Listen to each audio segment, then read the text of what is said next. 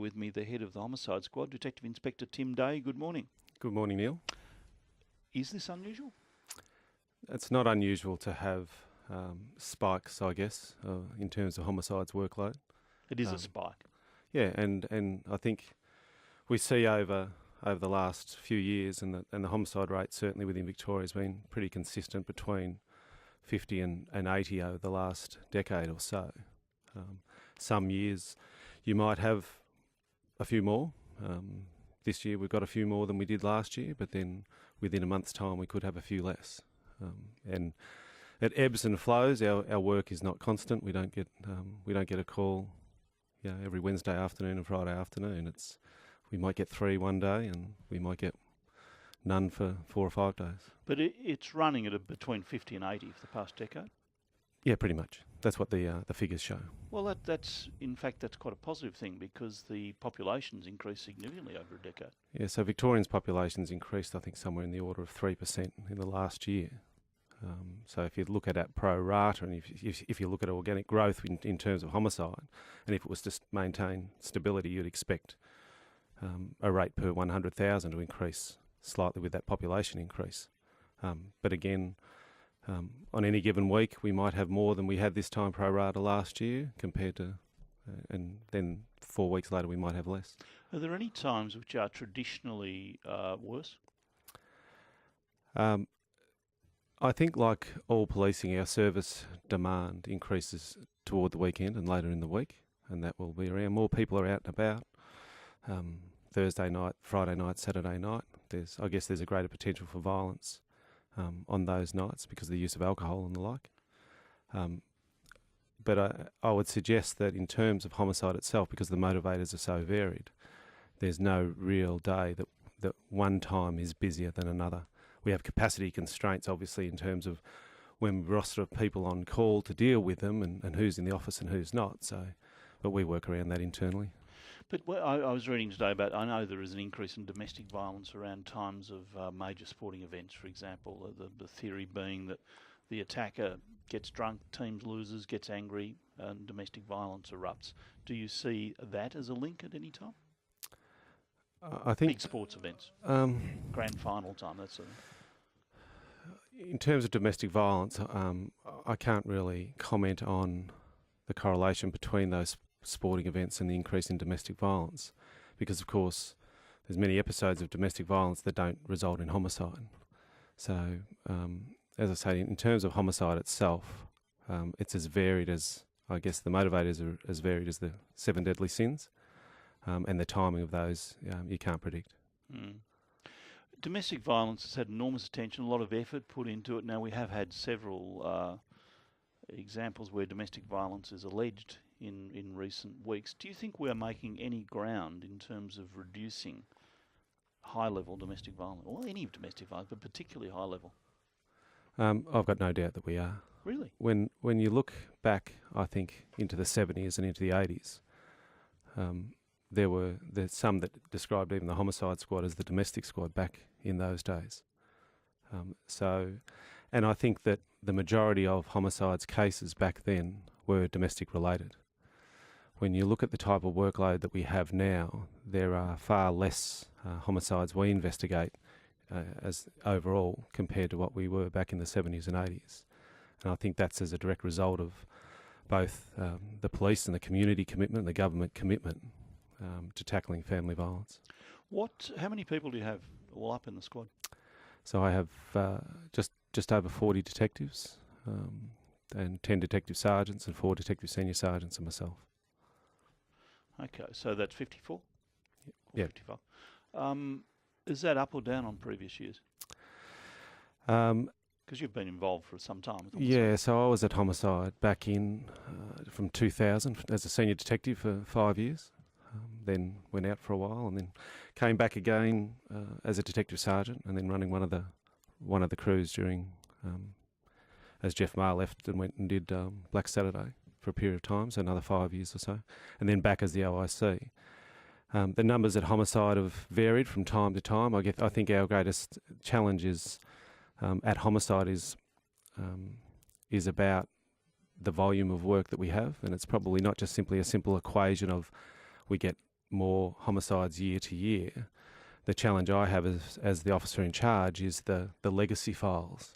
So if I could say that, for example, 40 years ago we had 100 investigations on our books. 30 years ago, 200 investigations. 20 years, 300 investigations. We're at a number where we've got well over 500 investigations on our books. 500 running. And that could be shape. anything from unsolved cold cases through to current active investigations, through to the ones that are being prepared for court, through to ones that are at court. And the challenge I have, certainly as the officer in charge, is how do I meet that demand? Well, a senior officer said to me once that the amount of preparation that goes into a homicide brief now has increased massively. Oh, without doubt. This officer made the point, but the number of staff doing it hasn't. Is that true? That the sort of it's more complex for all sorts of reasons. When you go into a court, you're going to have a brief is going to be several feet high, where it might have been 6 inches high. Yeah. So and I think it's really indicative when you look back, and I did a fair bit of cold case work earlier in my career, and you look at the size of a homicide brief back from the 70s and the 80s when you're reviewing files, and then you look at the size of a homicide brief now. It's 10 times the volume, 10 times the complexity, and of course it's not just simply the preparation of the brief. The court requirements and the subpoena and disclosure requirements are far greater than they used to be back 20 years ago, 10 years ago. So you need more staff. Well, I don't. It's a very, I have to, I guess, say, a very careful edge in regards to that. There's the fact is that homicide are called out to well over 350 matters per year, which will be deemed or looked at by the regions as potentially suspicious deaths. And I think the community can have great confidence that homicide will engage with all of those matters. And that might be from an hour over the phone through to days or weeks at a scene and follow up to determine whether or not it is a homicide. And then from that, homicide on average will take on a new homicide investigation and maintain primacy every 5 days or so. I guess the challenge for me as the officer in charge is looking at how do I service, though, the other homicides that we've had 5 days earlier and 10 days earlier and 15 days earlier on average, and the average time to take a homicide investigation from the call out to the finalisation at court is around 571 working days. So organically, the volume of work within homicide increases. So I need to maintain and continue to work really hard on how we service that demand, as well as ensuring the health and well-being of my investigators, highly skilled, highly motivated, give a lot of themselves, how I keep them healthy, both physically and mentally, in dealing with that demand. Detective Inspector Tim Day is head of the homicide squad. How many murders have we had, or how many have you got on the books this year, do you know? It's slightly up on last year, particularly after the last couple of weeks. I think 16 call-outs that we've had in the last 2 weeks. So what would it be, rough? But we've maintained 6 of those, primacy over those. So it's in about the mid-40s this year, which is similar to what we had, slightly up on what we had last year. What's the most satisfying case you've been involved in? Probably one of my first cold cases, which was Bonnie Clark, back from a little 6-year-old girl that was raped and murdered back in 1982, and we charged the offender with that in 2002. Rachel Betts down at Phillip Island in relation to Coombs. There's quite a few that really sort of stand out. When you finally charge somebody and you're confident you're going to get a conviction, is it time? What happens? Do you go and relax? Do you celebrate? What do you do? I think really it's probably somewhat of a misnomer. That's actually when probably most of the hard work starts, and that is that process of the investigation itself to the point of charging. But the preparation of the brief, and as you alluded to earlier, the complexity of a homicide brief now requires, I guess, far more work than it used to 10, 20 years ago. Remember Paul Delanus, who was head of the homicide squad, head of the armed robbers, went on to be deputy commissioner, long retired.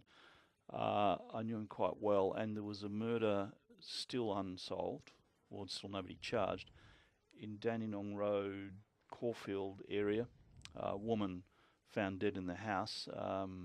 Road crew was working outside. I remember asking him after he retired what was the one case he would really like to nail, and that was his. because he believed he knew who did it, and he went to him and said, if this bloke's listening, I know he did it. We can't prove it, but we're going to get you. And I don't think, sadly, they have.